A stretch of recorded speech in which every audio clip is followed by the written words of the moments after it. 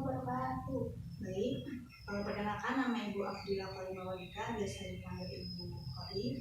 Di sini Ibu akan membahas tentang kisah keteladanan Ashabul Kahfi. Sebelum kita belajar, berdoa terlebih dahulu dan membaca surat pendek ya. Berdoa mulai. Baca surat pendek.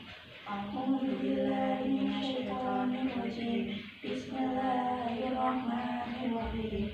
Qul a'udzu birabbin nas, malikin nas, ilahin nas, min syarril waswasil khannas, alladzi yuwaswisu fi sudurin nas, minal jinnati wan nas. Bismillahirrahmanirrahim. Qul a'udzu birabbil falaq, min syarri ma khalaq, wa min syarri ghasiqin idza waqab, wa min syarri naffasati fil 'uqad, wa min syarri hasidin idza hasad. Baik, kita lanjut ke materi ya. Kita tinggal materi tentang Ashabul Kahfi. Ashabul Kahfi itu merupakan kisah perjuangan 7 orang pemuda yang menyelamatkan keyakinannya kepada Tuhannya, yaitu Allah Subhanahu wa Ta'ala. Mereka hidup di negeri Syam yang dikuasai oleh bangsa Romawi. Itu Ashabul Kahfi itu terdapat di dalam surat Al-Kahfi ayat 13 yang begini, nahnu taqussu 'alaika naba'ahum bil haqqi innahum fityatun amanu bi rabbihim wa zidnahum huda.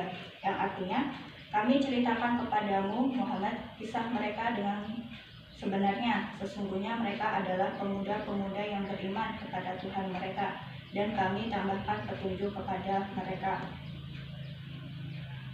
Saat itu Syam diperintah oleh gubernur Romawi yang amat kejam, Dakianus namanya. Dakianus itu merupakan seorang penyembah berhala yang amat fanatik. Dia menyebar mata-mata seluruh negeri Syam untuk mengetahui orang-orang yang tidak menyembah berhala. Jika suruhan Dakianus menemukan anggota masyarakat yang tidak menyembah berhala seperti yang dilakukan Dakianus, mereka akan dibawa di hadapan Dakianus.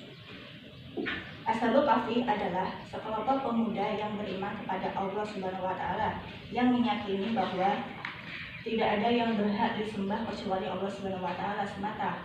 Mereka teguh di atas keyakinan yang benar meskipun bertentangan dengan mayoritas masyarakat tersebut.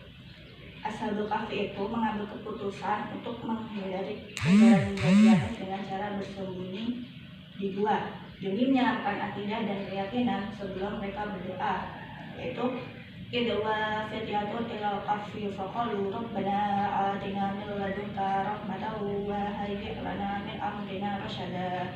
Yang artinya, ingatlah ketika pemuda-pemuda itu berlindung ke dalam gua, lalu mereka berdoa, ya Tuhan kami, berikanlah rahmat kepada kami dari sisimu dan sempurnakanlah petunjuk yang lurus bagi kami dalam urusan kami. Surat Al-Kahfi ayat 10. Lalu Allah Subhanahu wa Ta'ala pun mengabulkan doa mereka dan memudahkan urusan mereka. Mereka berlindung di dalam sebuah gua yang cukup luas sehingga mereka bisa tinggal dengan nyaman di dalamnya.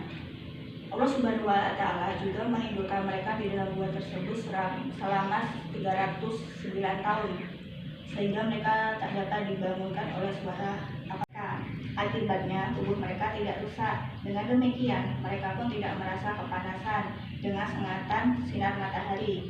Bahkan Allah Subhanahu wa Ta'ala menjadikan orang yang melihat Ashabul Kahfi mengira bahwa mereka dalam keadaan terbangun.